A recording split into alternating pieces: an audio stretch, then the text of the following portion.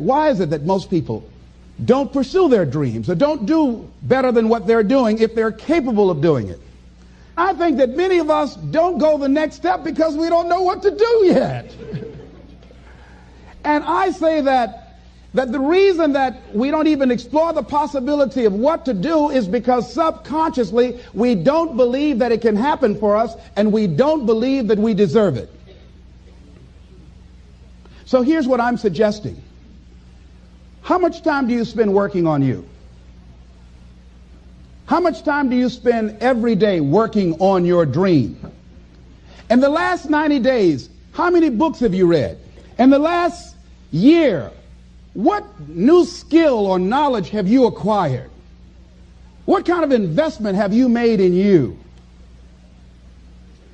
So I'm saying that as you begin to look at where you want to go, if you want to make it today, and things are changing so fast you have to literally run to stand still, I'm saying that you've got to make some conscious effort to begin to work to develop you. Here's something else. Most people are not living their dreams because of fear, ladies and gentlemen.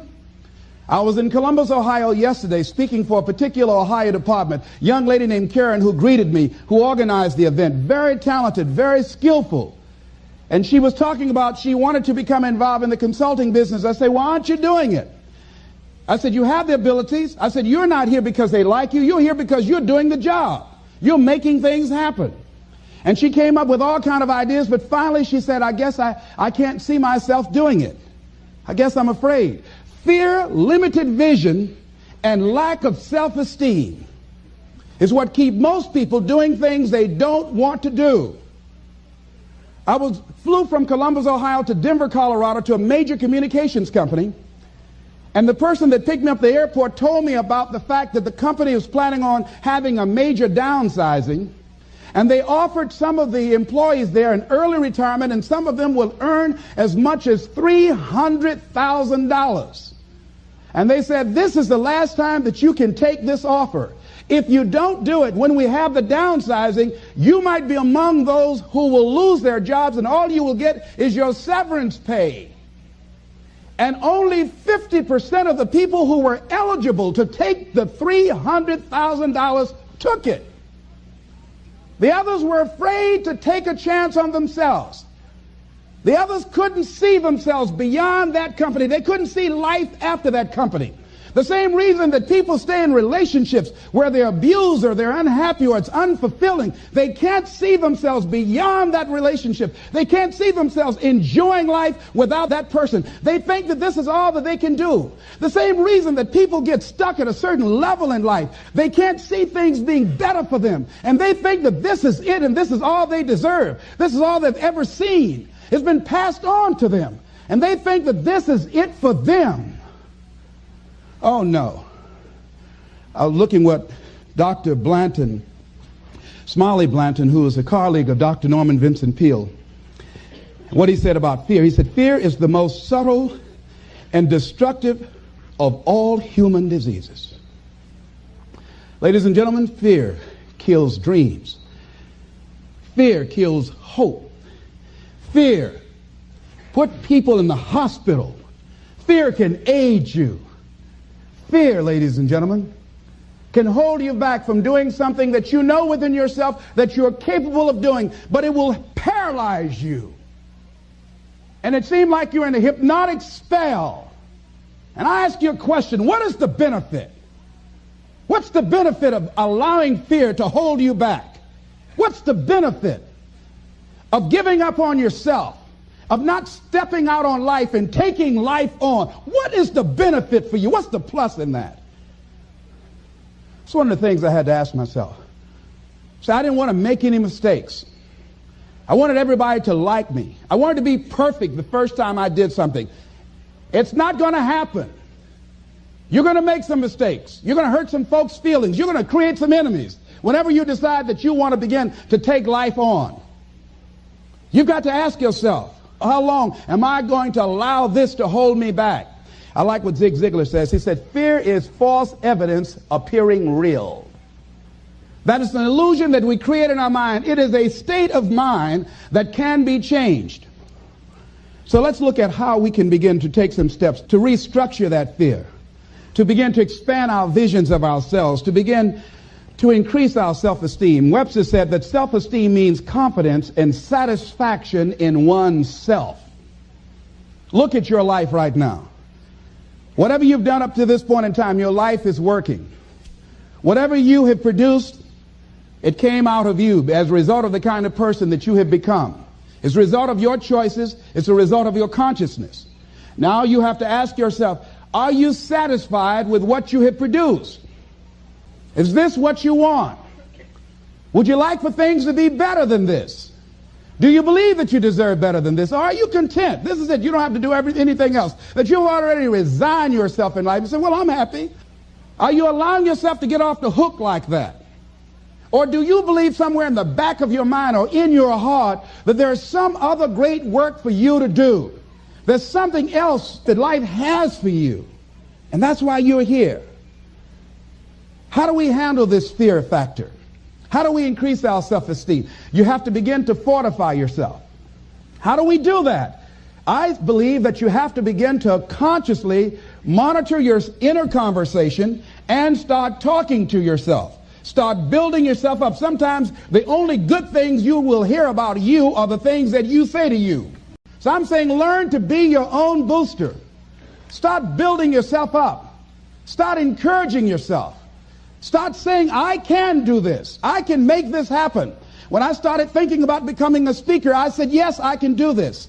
I can make this happen. When I start trying to convince myself I can be a businessman after flopping and failing and losing thousands of dollars and feeling stupid and dumb and having people take advantage of me because of what I didn't know, I had to talk to myself because people were saying to me that I was dumb. And somewhere in the back of my mind, I was saying, you're right. Look at what I've done.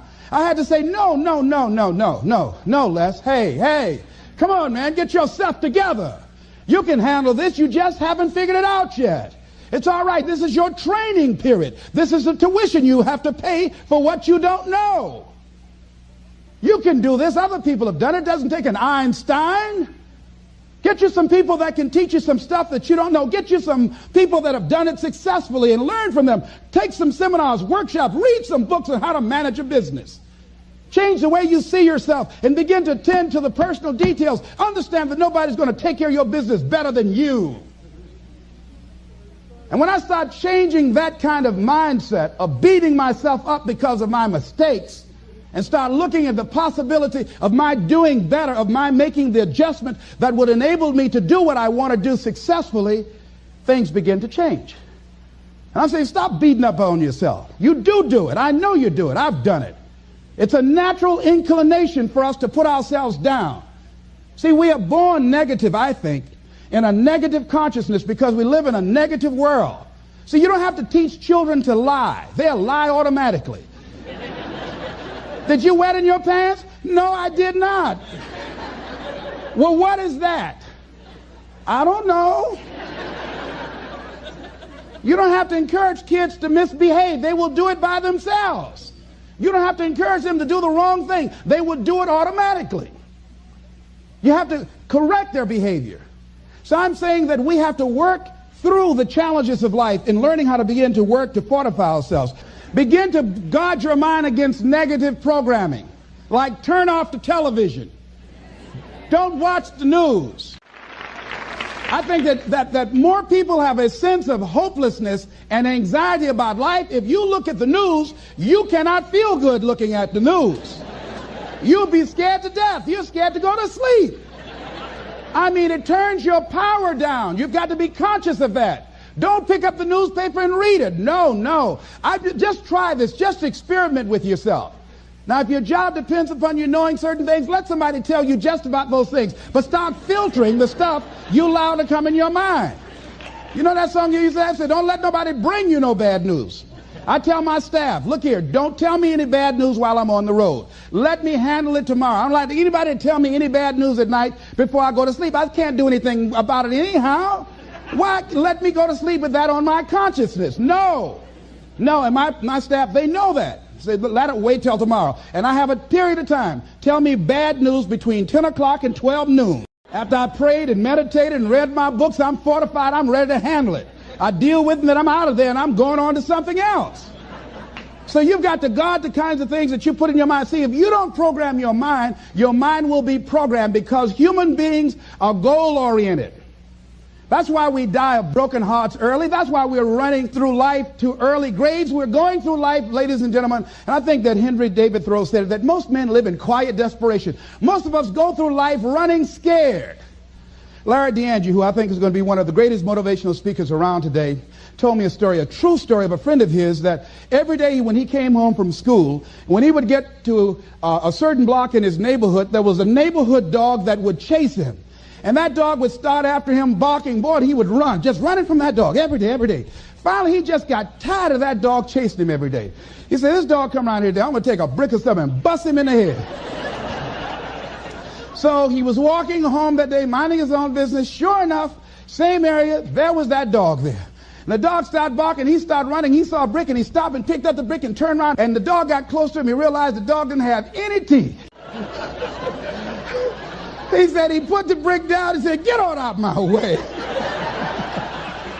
And ladies and gentlemen, all our lives, many of us go through life running from things that ain't got no teeth to do us any harm.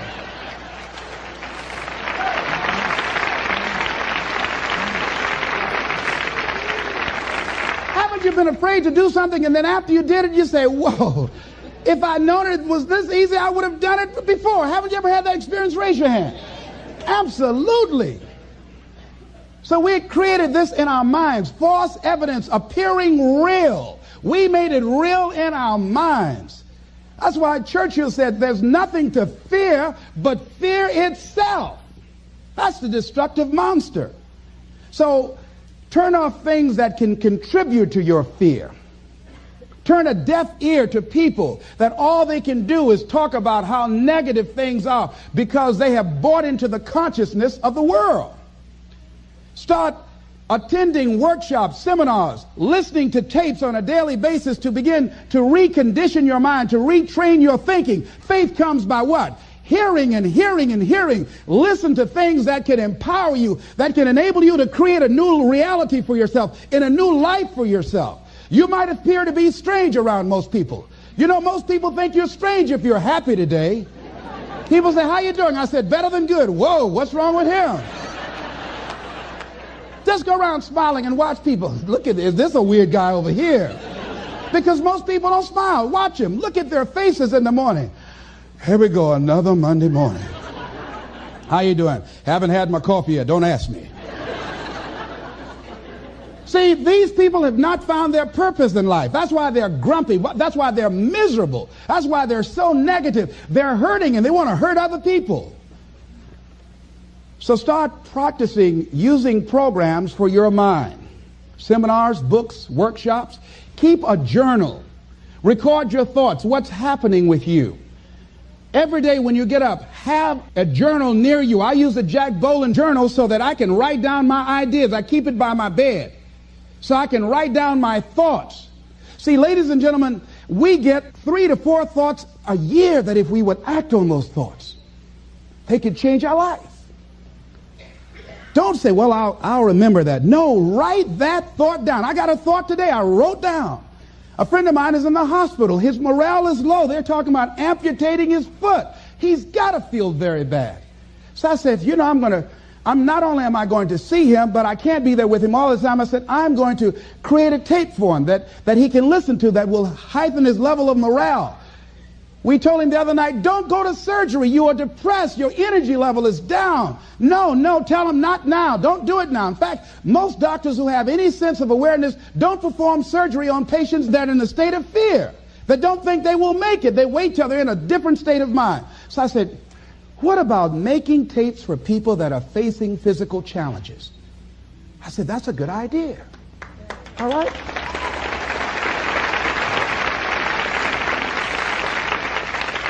See, there are ideas that can come to you out of things that appear to be negative. I have a friend out of Chicago, just met him. He was 23 years old. And this guy, he went financially bankrupt. 2 years ago, ruined his credit. Guess what he decided to do? He found a blessing in it. He wanted to restore his credit. It was very challenging, very difficult. And he realized that a lot of other people during these particular times had ruined their credit. So now he started a credit repair business. Last year he earned over $100,000 helping people to restore their credit.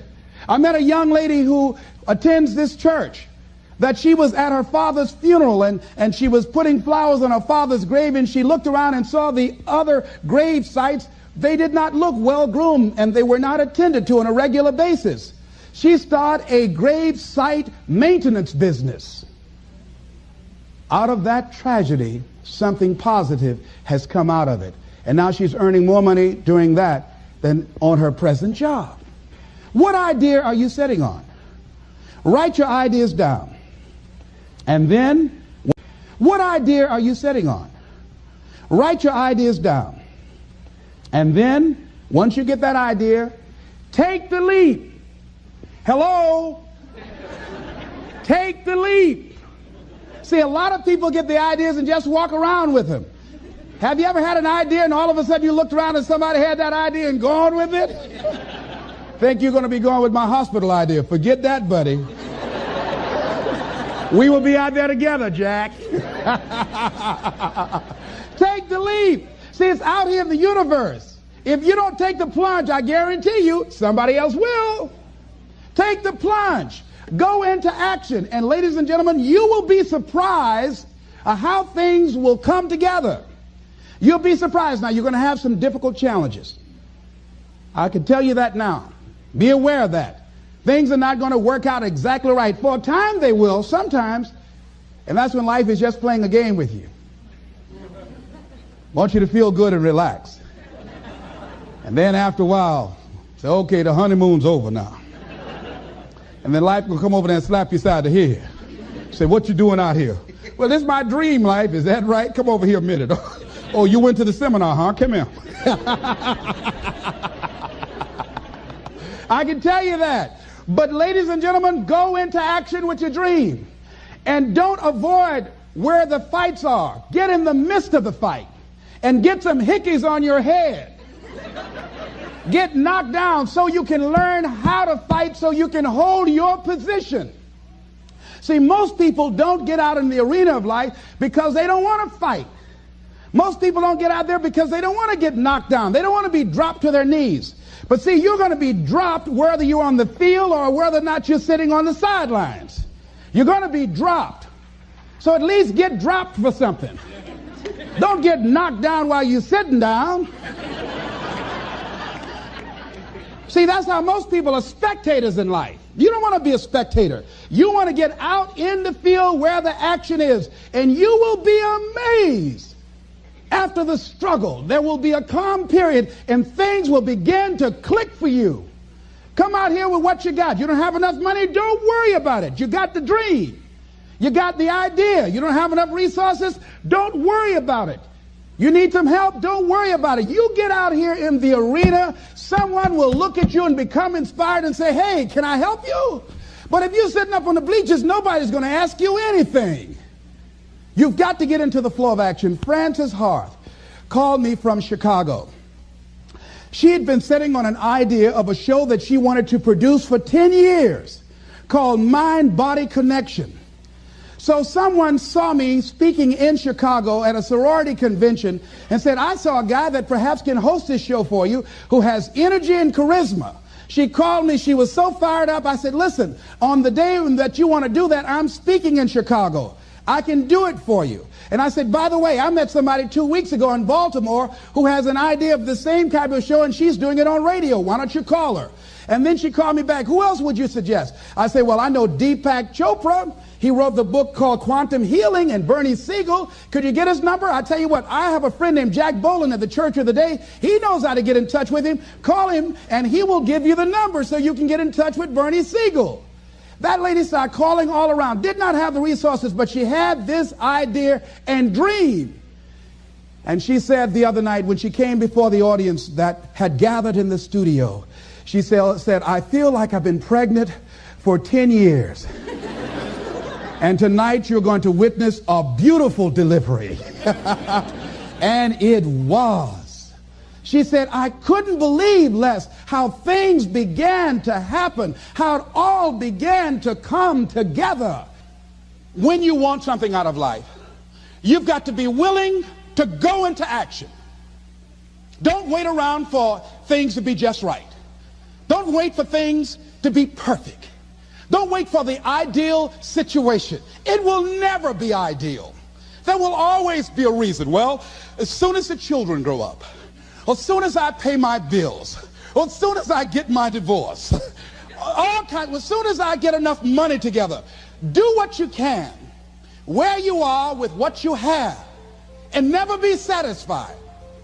A lot of people never take a chance in life. They don't want to take any chances. They want the situation to be ideal. See, that's not walking by faith. That's walking by sight.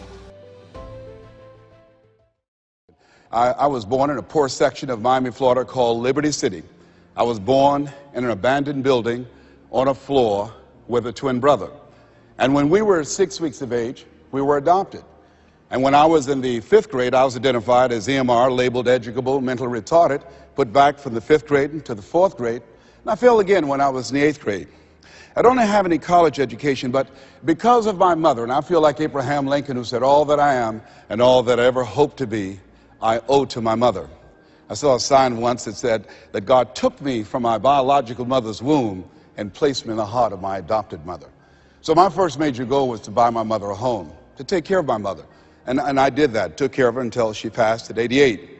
But I'll never forget when I met Mr. Washington. I was in a class waiting on another student, and he came in and he said, young man, go to the board and work this problem out for us.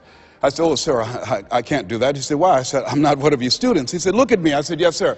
Go to the board and work the problem out anyhow. I said, sir, I can't do what you're asking me to do. He said, why? Sir, because I'm educable, mentally retarded, sir. And as the students erupted in laughter, he came from behind his desk, he looked at me and he said, don't you ever say that again. Someone's opinion of you does not have to become your reality. And that was a turning point in my life. On one hand, I was humiliated. But on the other hand, I was liberated. Because he looked at me with the eyes of Goethe, who said, look at a man the way that he is. He only becomes worse. But look at him as if he were what he could be. Then he becomes what he should be. I've found that most people fail in life, not because they aim too high and miss. Most people fail in life because they aim too low and hit. And many don't aim at all. So raise the bar on yourself and don't ask how you're going to do it. I'll never forget when I decided that I wanted to become a motivational speaker. I saw the late Dr. Norman Vincent Peale, and my heart said, I can do that.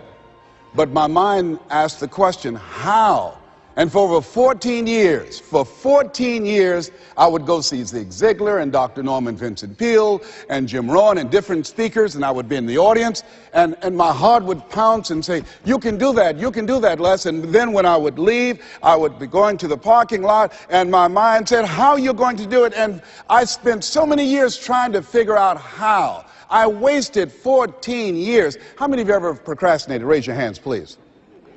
Yeah, see, so as you begin to think about your goals, the most important thing is, and write this down, commit yourself. See, once you commit yourself, the how will come, the way will come. Once you commit yourself, you will then figure it out. And if you're going in the wrong direction, all you have to do is turn around and go in the other direction. You will figure it out. You want to begin to just challenge yourself. You want to stretch yourself because you really don't know what you can't do. Once you think about the goals that you want to achieve, and I really want to challenge you to make up your mind that you're going to make that happen for yourself. And I hope that it's some goal that really resonates with who you are. When I was a little boy, my goal was to just buy groceries for our family. My mother worked on Miami Beach. She was a domestic worker.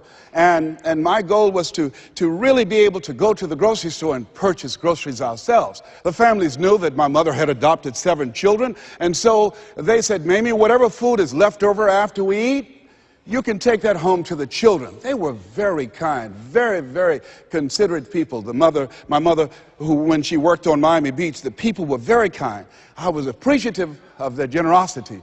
But as a little boy, I said, Mama, one day, when I become a big boy, I'm going to be able to buy groceries for us. My goal as a little boy was to buy clothes for my brothers and sisters. We wore the hand-me-down clothes of the children that Mama babysat for when she went over in Miami Beach. And if the clothes were too small, she would let them out. And if they were too large, Mama could sew and take them up. And I'll never forget David Sidursky. His father was very wealthy. Mama worked for him, but David was my buddy. And so his father gave him 2 gifts for his birthday. Gave him a brand new boat, but he also gave him some motivational tapes. Earl Nightingale, I'll never forget. So he said, David, man, let me tell you something. When I die, you're going to get everything. I want you to listen to these tapes. And when his father left the room, David threw those tapes in the wastebasket. I said, David, could I have those tapes? He said, yes. I said, man, your father said, if you listen to these, you can get more and do more than what he's done. He said, hey, look, I'm going to get everything anyhow. Go ahead, take them. Write this down. It's not what you leave for your children, it's what you leave in them. You have something special. You have greatness within you. And the only reason you're here, you are my assignment. You can feel me. Some of you feel me right here in your heart of hearts. And my goal is to get past your mind and into your heart. So it's necessary that you have the mindset that I can do this. You've got to begin to believe and to fortify that belief and feed that belief by listening to tapes, going to seminars and workshops, by challenging yourself, by stretching yourself. It was Osborne who said, unless you attempt to do something beyond that which you've already mastered, you will never grow. And as you begin to challenge yourself, you'll discover some things about yourself that you don't know right now. The other thing is you begin to look at yourself, look at your dreams, and begin to experiment and stepping into your greatness. One of the things that's very important, whatever goals and dreams that you have, make your move before you're ready.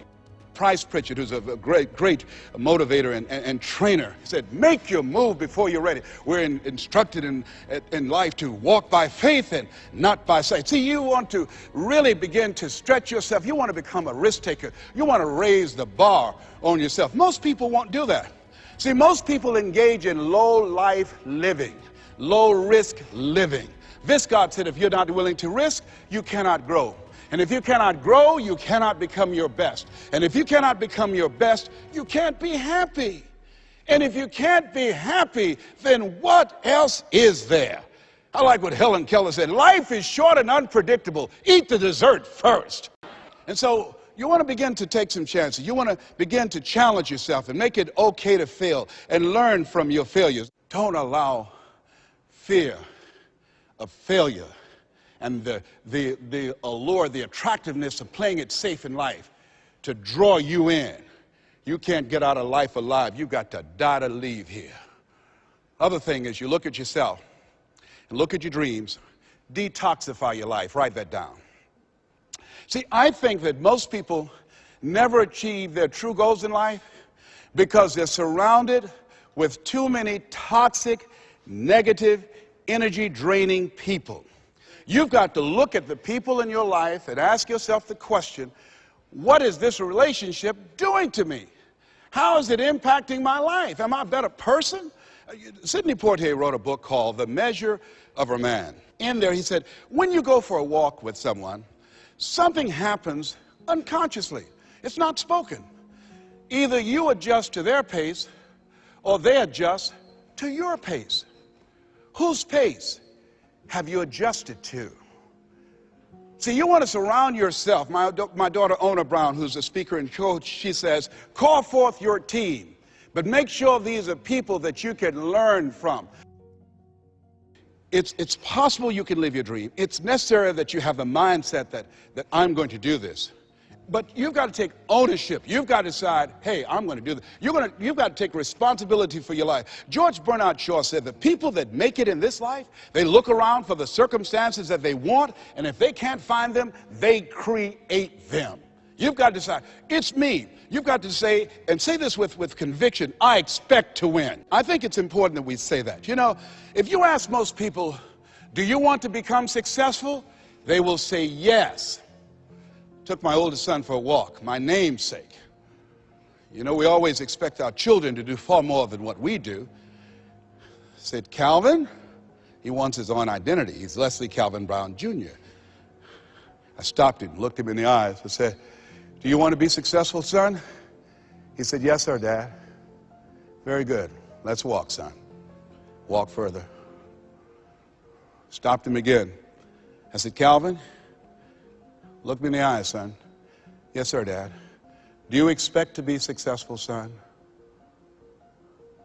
And he stood there and he looked at me and his eyes got glassy. And he said, let's walk. And the reason that he said, let's walk, because my son is very bright. Of all my children, he's perhaps the smartest one. But Calvin now, over 30, Calvin now, a single parent of 2 daughters, good father. Calvin now, at this stage of his life, he's behind on his dreams. A lot of talent, a lot of abilities. Very conservative. One of those people, great mind, but he just hasn't developed that, things that we want our kids to have, that, I want it. Calvin, you got to kick it up a notch, son. You never thought you'd be in your 30s. You got to kick it up a notch. You got to increase your energy in order to live your dreams. You can't be casual about your dreams. Bill Bailey said, if you're casual about your dream, you'll end up a casualty. Shake someone's hand on your right and left and say, kick it up a notch. Yes. You got to kick it up a notch. What is it you bring? And whatever you bring, you've got to kick it up a notch. What is your signature as you look at where you want to go and what it is you want to do? As you look at your product or your services, repeat out to me, please, provide more service than you get paid for. Yeah, see, that becomes your signature. When you look at your goals and look at where you want to go, at your products, at your services, at your industry, you want to set some high standards for yourself. I like what Henry David Thoreau said, do not go where the path may lead, but go where there's no path and leave a trail. How is it that your industry will be done differently 5 years from now, 10 years from now? What is your reputation in your industry? When you come into a room and you leave, what's the scuttlebutt about you? Do people say, hey, that's a go-to person. That's a person, if you ask them to do that job, you're talking about the job being done. It will be done extremely well. Are you known for that person that stand out with what you do, that stand out with your quality of service, with your standards, always looking for ways to better your best? Are you one of those people that believe, well, if it ain't broke, don't fix it? Japanese believe it ain't perfect, keep working on it. Are you willing to keep working on it? Are you willing to realize that you have not done your best stuff yet, that you can better your best? You've got to take responsibility for that.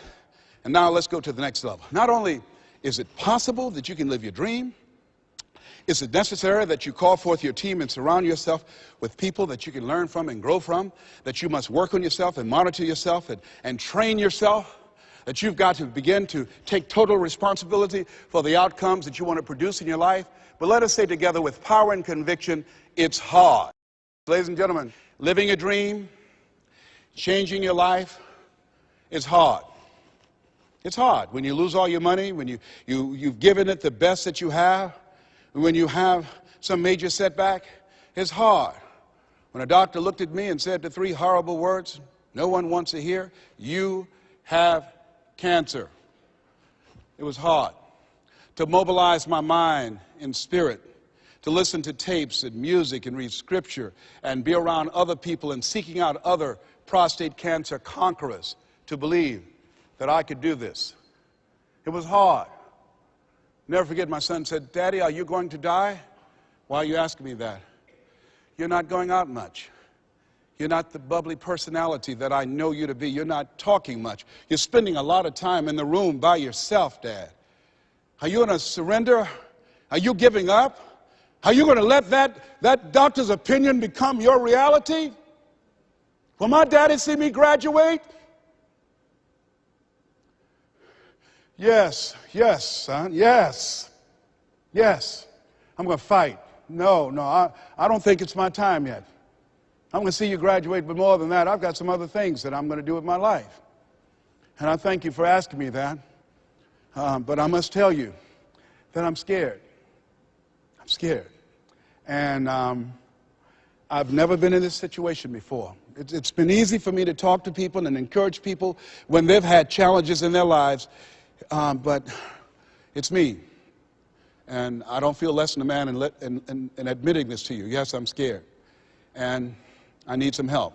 Repeat after me, please. Ask for help. Not because you're weak, but because you want to remain strong. And ask for help, and don't stop until you get it. Yes, see, life is hard, and there are some moments in life when you're going to need some help. You're going to need somebody to speak to you. You're going to need somebody to say something to you. I have a friend of mine, Willie Jolly, who's a motivational speaker. He said, a setback is a setup for a comeback. I had to listen to Willie's tapes. I have another friend, Kevin Brace, who's a speaker. He said, Les, come on, man, you can do this. You can make this happen. You can hit a home run. It's a done deal. You are Les Brown. That cancer's got to get out of your body. I said, talk to me, Kevin. Talk to me. That's what I need to hear. I needed to hear those words. I don't care who you are.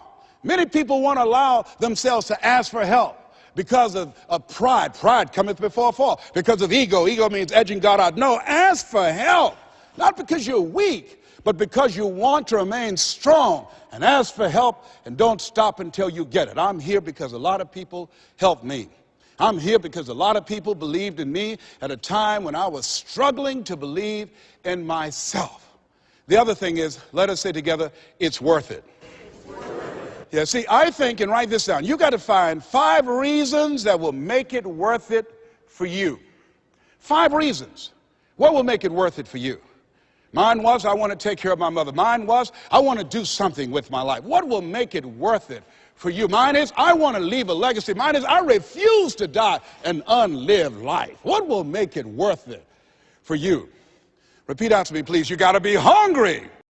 No one could have convinced me that I would be doing what I'm doing right now. You know, the easiest thing I do every year is go into a sales organization and dramatically increase their sales, or go into a prison and enable prisoners to see themselves differently and teach them the methods and techniques of how to plug into the system, or motivate young people to begin to see how they can have a vision of themselves in the future and fit. That's the easiest thing I do, or train a speaker to help them to leverage their experience as a speaker and say, look, speaking is a projection of who you are, not who you think you ought to be, and come with power from a platform. That's the easiest thing I've ever done. Let me share with you the most difficult thing I've ever done.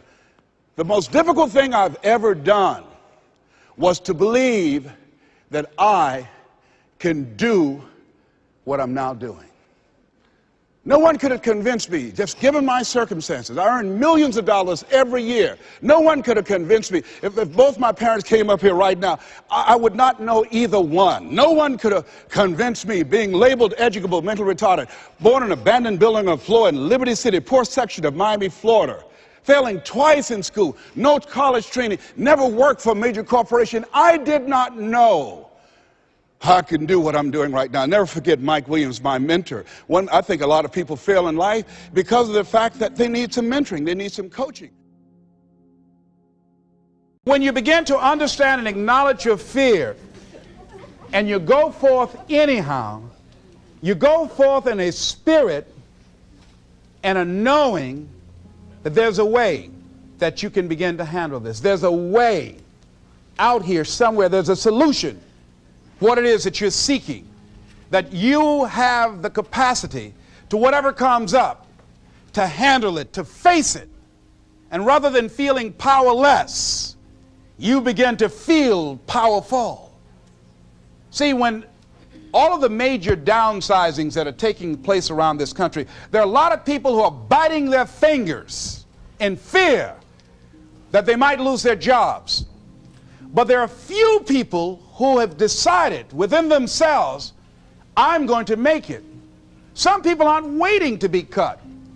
Some people are moving on their own because they feel within themselves, I've got what it takes to make it. They're not afraid about tomorrow because of how they see themselves, because of what they feel that they deserve, because of what they feel that they can create for themselves. Because these people have decided, as they look at the future, as they look at themselves, there's a way. Where there's a will, there's a way for me to begin to create a way out of no way. And when you have that kind of consciousness, when you have that kind of spirit, nothing can stop you. Nothing. What would your life be like as you look toward the future if you decided, I'm not going to allow my fears to stop me, what would your life be like?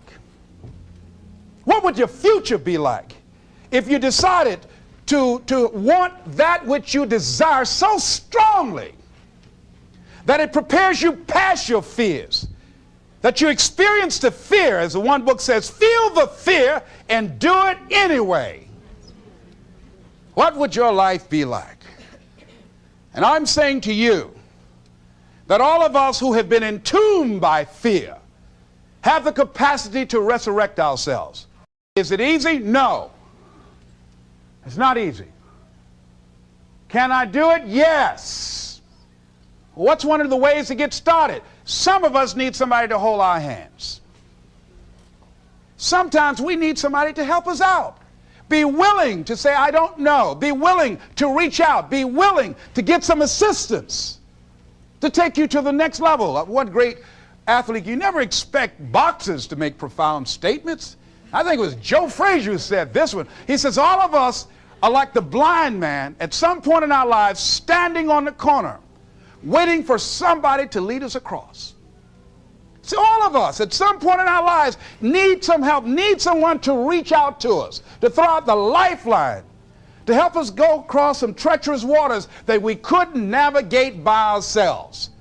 None of us do it by ourselves. All of us at some point in our lives. We need that kind of help. We need that kind of assistance, because we grow from the people we have in our lives that can enrich our lives personally, professionally, spiritually, and all the dimensions of our lives. We don't grow in a vacuum. So as you look at yourself, what are the fears you have that maybe you need some help in strengthening yourself in that area? As you assess your strengths and your weaknesses, as you begin to approve yourself and your passions and your dreams and your goals and the things that you want, if you decide to experience all of your true potential, as you decide to manifest all of your greatness, as you decide, wait a minute, what else is available to me out here if I decided to experience the fear of rejection, the fear of no, the fear of failure, the fear of standing by myself? What else is available? Of taking a chance, a fear of losing it all. What else is available to me that will bring some extra meaning and value? The fear of people not liking me. You know how many people do things they don't want to do because they want everybody to like them? Everybody's not going to like you. Excuse me, special announcement. Everybody's not going to like you. No, it's just not that kind of world. But you know, there are a lot of people who won't take positions on issues, who won't take a stand for things they believe in, who won't speak up for themselves because they don't want to make anybody mad. Oh, it was Bill Cosby. He said, I don't know what the secret of success is. He said, but here's what I know what the secret of failure is. He said, trying to please everyone. Guarantee you that as you begin to give more of yourself in your work, give more of yourself in your marriage, give more of yourself in your relationships with your families and friends, give more of yourself to your talent, to your vocation, to your job or your business, as you begin to set high standards for giving that which you have been given to share in the universe, I guarantee you that life takes on a whole new dimension, that you'll be happier. You have a greater sense of happiness and fulfillment in life. Now, that doesn't mean you're not going to have some challenges. That doesn't mean that you're not going to have some problems that you'll be dealing with on a day-to-day basis. No, that doesn't mean any of that. No, that will not exempt you from that. But what it does mean that now you will begin to take off on some new paths to some newer horizons. That you'll begin to see life totally different than most people. I think that's what Henry David Thoreau meant when he said most men live in quiet desperation.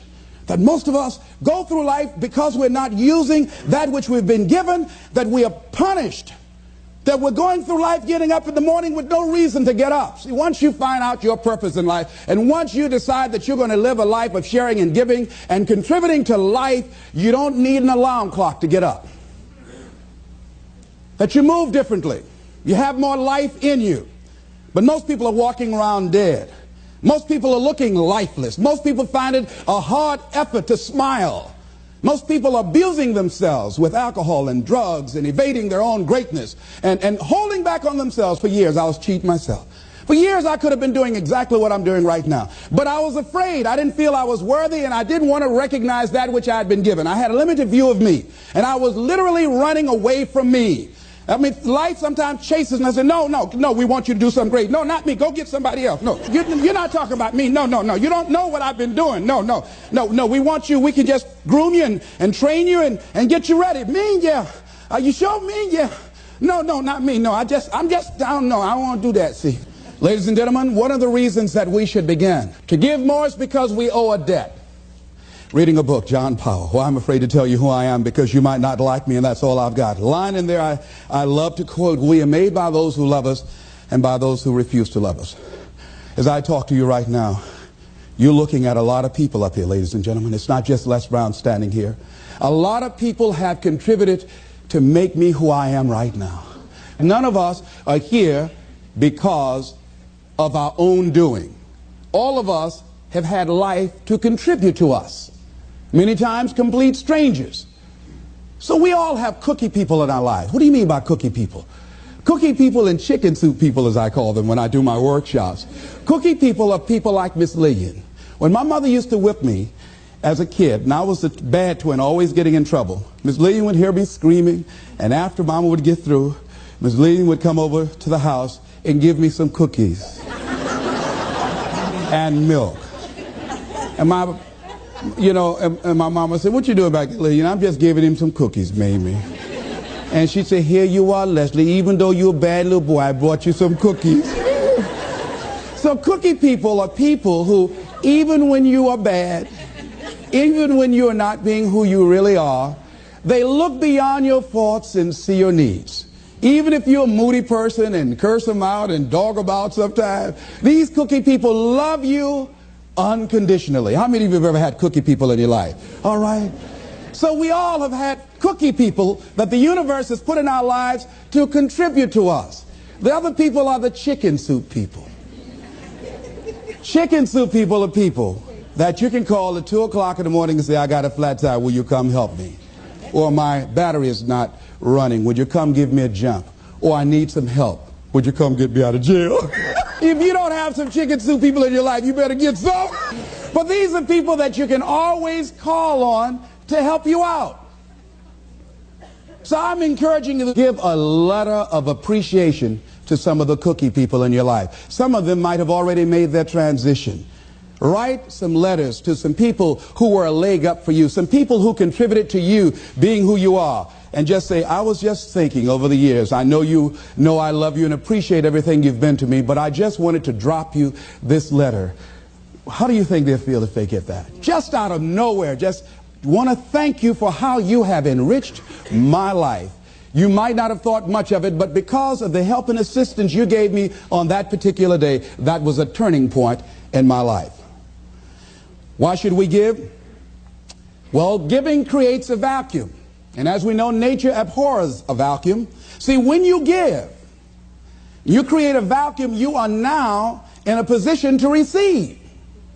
See, if I have my arms closed holding on to everything I've got, nothing is available to come in. But if I'm open, if I've created a vacuum there by giving and keeping the flow going, the stuff in the universe is going to come back to me, ladies and gentlemen.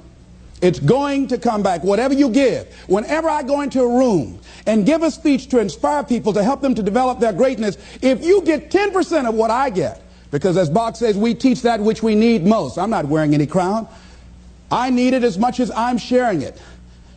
I'm still growing. I'm still unfolding. I'm still seeking to discover my greatness.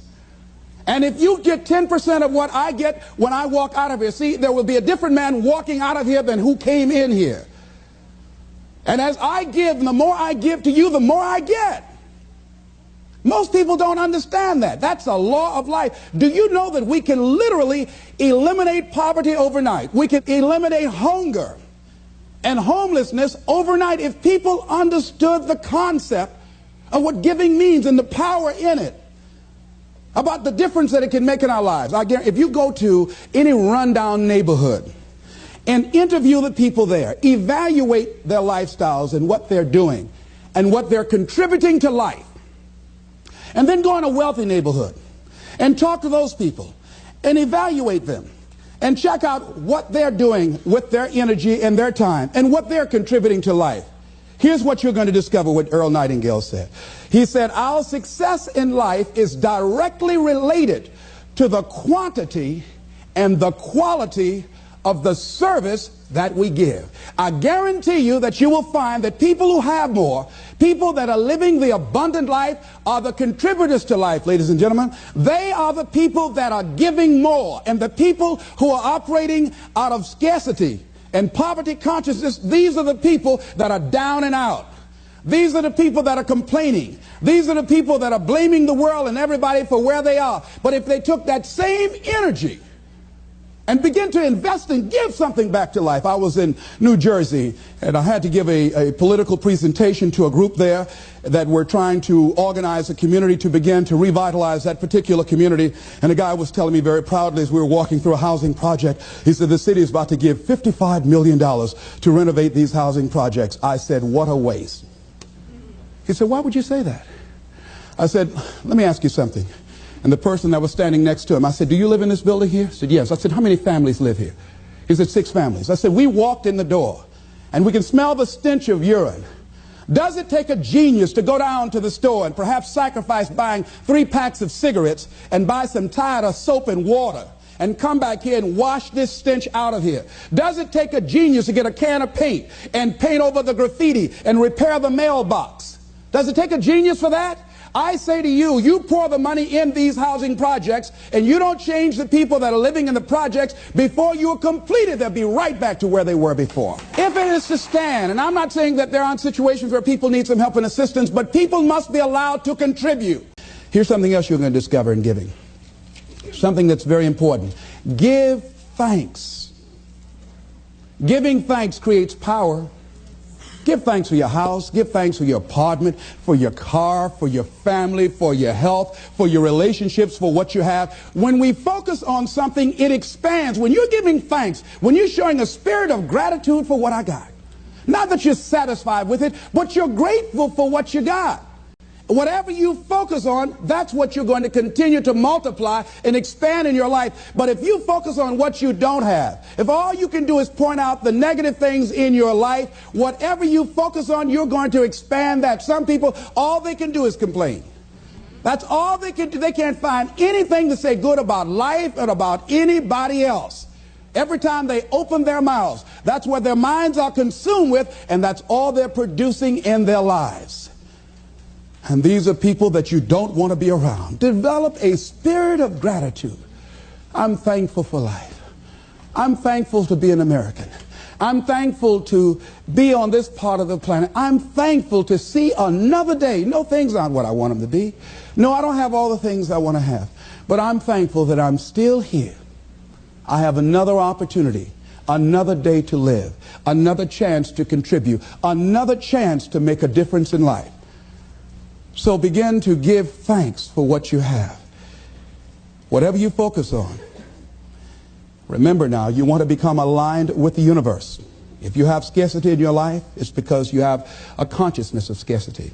As you begin to become thankful for what you have, for the abundance that you now know is coming your way, that you're attracting to you, for the good relationship that is coming your way right now, it will begin to create incredible opportunities for you to begin to improve your life and the quality of life of people around you. Giving is also, ladies and gentlemen, forgiving. Give forgiveness. Many of us do not realize that we cannot grow, that we are blocking ourselves, we are blocking our good in the universe. We're literally standing in the way of the flow of what life has to us because we haven't learned how to forgive. We haven't learned how to let things go so we can get on with our lives. When we forgive, ladies and gentlemen, it's not for the other person. Oh, no. It's for you. It's not for them, not because they deserved it or they earned it. You're forgiving other people. First of all, you've got to forgive yourself. But when you forgive other people, it is mentally and spiritually healthy to forgive. To let that luggage go, as Paul said, forgetting those things which are behind, reaching forth unto those things which are before. Oh, we hear it, but it's hard to do. It's hard. What you have is enough. Whatever you have to give. And the more you give, the more you realize you have to give. And we all have to. There are people who made the supreme sacrifice for us to enjoy freedoms that we take for granted. Oh, none of us can feel that we have nothing to give back.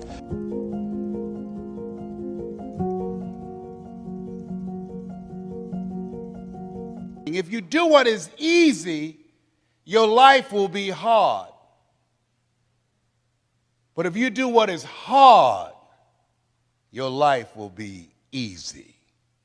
If you do what is easy, complain about your situation, your circumstances. If you do what is easy, stand around and be a volunteer victim like everybody else. If you do what is easy, surrender and give up on your dreams, become depressed and bitter and angry.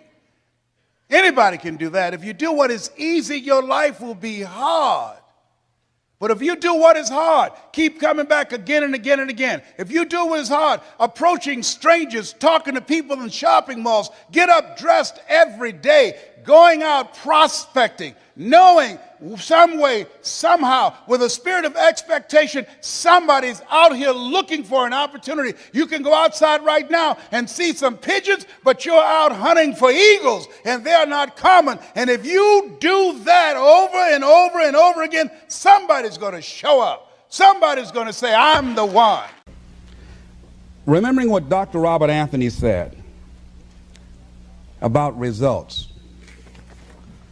When you keep your commitments, you're able to produce some different kinds of results in your life.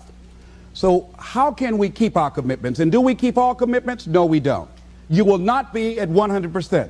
However, you will have a greater percentage rate of maintaining your commitments to yourself, whatever those things might be. If it's going into business, if it's changing a habit that you know that works against you, if it's overcoming self-destructive behavior, if it's retraining your thinking, if it's reinventing yourself, if it's trying to begin to design your relationship differently, all of us have the possibility, by focusing and really harnessing our attention and concentrating on it, we really have available to us the power to honor our commitments in those particular areas. So number one, make it priority. See, you only make things happen. Your life only counts. You only make a difference when you are committed. When you make a commitment with your life. That's the people that make a commitment with their lives, the people that make a commitment to their customers, the people that make a commitment to their families, to their relationships, are the people that make the greatest impact in life. What is commitment? Commitment is the salesman who says, look here, I'm going to make $1,000 today and I'm not going home. You can turn the lights out. The janitors could be here running the vacuum cleaner. I'm not leaving here till I do it. I used to be a door-to-door salesman. I had X number of TVs. I had a minimum amount that I knew I had to sell every day in order to provide for my mother, who was ill at the time, who had lost her job at the M&M cafeteria because of arthritis. And I said, I'm going to go door to door, and sometimes I would not come home until 1 o'clock at night, knocking on people's door, people closing. What do you want? Would you like to buy a nice working month's television set, no money down? No. What about an Emerson TV? No. Thank you very much. Do you know anybody else that would be interested? No. Thank you very kindly. Knock on another. Hello. Would you like to buy a nice working television set, no money down? No. Get away from our door. Thank you very kindly. Do you know anybody else would be? Yeah, my cousin. He lives 2 doors down. Thank you very kindly. I tell him you sent me. When I heard your cousin told me that you wanted to buy a television set, told me to come here and talk to you, we got a special discount for you. Yes, come in, I'm interested. I would just keep right on. I would not go home until I did it. It's an interesting thing, ladies and gentlemen, that when we put ourselves in a situation where we say we're going to do it, it puts you in another zone where the universe responds to you. When you have that kind of consciousness, see, the universe responds to the man or woman that refuses to be denied, because that is your commitment. That business that you want, that book you want to write, that dream that you have of controlling your destiny, that is yours. That power to create that and to manifest that, that is yours. That's available to you. But you've got to be willing to stand there and face disappointment, not have support, Be lonely. Doubt yourself sometimes. Be rejected again and again and again. Become bankrupt if necessary, again and again and again. And refuse to turn around until life gives it up. Nothing can resist a person that has that kind of commitment. The people that have made a difference on the planet. When John F. Kennedy said, we will go to the moon in the next decade, he spoke it. That was a commitment, and people shared that vision. People bought into that. We've had all kinds of examples in history where people have made declarations, who have committed their lives to bring about a difference. There are people who are taking a stand today against hunger. I guarantee you it will be a part of our past at some point in time. Someone took a stand against polio.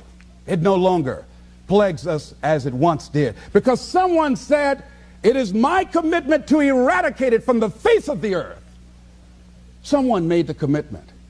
The reason that we're here and enjoying the democracy that we have, someone made a commitment that whatever is required, if it means that I die. I remember Paul Robeson, here I stand, for I can do no other. And that's how you must be. Commitment means standing up for your life.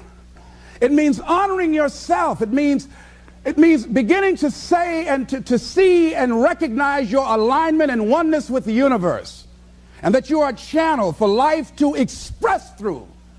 And we short-circuit it with anger. We short-circuit it with fear. We short-circuit it with envy. We short-circuit it by being lazy or apathetic or giving up easily. Why? We say, oh, it's too hard, it's too hard. We don't challenge our spirit. Ladies and gentlemen, there's nothing as powerful as the human spirit. You can't destroy it. You can pervert it, but you can't destroy it. I was reading Man's Search for Meaning by Viktor Frankl. What a powerful book. I'm reading it now for the 7th time. And he gives so many graphic examples of the power of the human spirit. And so what are some of the things that can fortify us and give us the kind of inner strength that will allow us to forward ourselves into the future by manifesting our commitments? Number one, commitment means in some cases going back to school, getting some training, sitting up in classes with people younger than you, putting yourself in a position where you don't know and that is awkward and uncomfortable, but because of your commitment to develop yourself, or to go back to school to get a high school diploma or to get a college degree, that it doesn't matter, feeling dumb and saying, what am I doing here, setting up in some boring class? Commitment could mean a lot of things. It could mean that you begin to go back. You got to back up sometimes. It means to back up and not give up, to regroup, back up and regroup and come back again. Because life has waylaid you, because you got knocked down. I know when I was working on my dream, there were times I lost my house at one point. I lost my car. I was broke. My credit was bad. I was sleeping at different friends' houses on their couch or on the floor. There were times, months, that I slept on the floor of my heart. It makes me appreciate it even more. Even more. I wouldn't trade it. I wouldn't trade it for anything. The disappointment, the pain that I've gone through by keeping the commitment. Keeping the commitments that you have might mean taking a stand that's unpopular. Something was said one time, when you take a position, says cowardice asks the question, is it safe? Politics asks the question, is it popular? But conscience or commitment asks the question, is it right? And see, most people rather operate from the first two. Is it safe for me to take this position? I remember when I was a state legislator, I saw guys and women who believed in legislation very strongly, but because the Speaker of the House said, we won't go with that, they backed down. And they felt bad about it. They wouldn't take the position because they didn't want the Speaker of the House to be angry at them. They wanted to be all right with all of the rest of our colleagues. See, it takes a great deal of strong courage and commitment on your part to step out a line. Henry David Thoreau says, if a man doesn't keep pace with his companions, perhaps he's listening to the beat of a different drummer. Let him dance to the music that he hears, however measured or far apart. When you are committed, you're dancing to the beat of a different drummer. Don't expect people to understand you.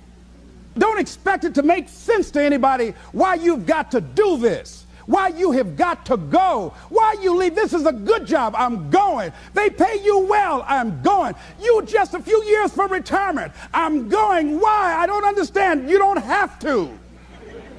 I'm going for me because I've made a different kind of commitment with my life. This is something I have got to do.